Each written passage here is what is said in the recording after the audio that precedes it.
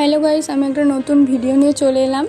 তো আমি পূজা, তোমরা তো সবাই জানো। যাই হোক, আমার সকালটা শুরু হয় 1 কাপ চা দিয়ে। তো তারপরে আমার ক্লাস ছিল আজকে, তাই একটু লেখাপড়া করে নিচ্ছিলাম। তো যাই হোক, একটু পড়ছিলাম, লিখছিলাম। তো লিখতে লিখতে ভাবছিলাম যে আজকে ভিডিওটা সবটা করব, কিন্তু লাস্টে তোমরা দেখো ভিডিওটা আমি সব নিতে পারিনি। যাই হোক, যেটুকু পেরেছি নিয়েছি।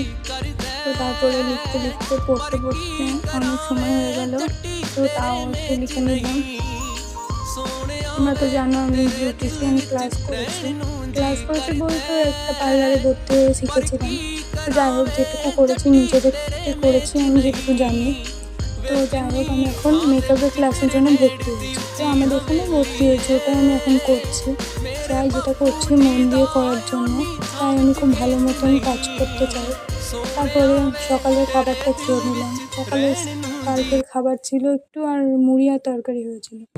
তারপরে ভাবলাম রেডি হওয়া থেকে পার্লার অবধি যাওয়া, মানে স্টুডিওতে যাওয়া অবধি ভিডিওটা আমি চালু করব, তো নেব, তোমাদের সাথে শেয়ার করব।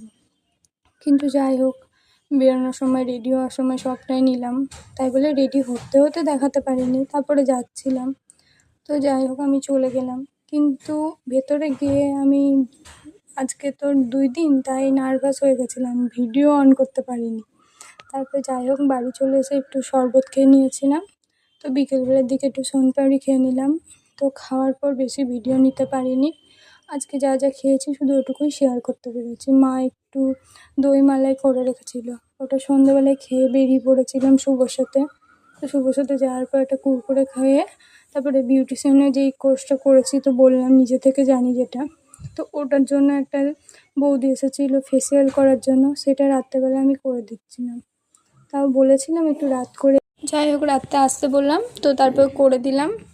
আমি ফেসিয়াল করি, এখানে ভিডিওটা শেষ করলাম। টাটা।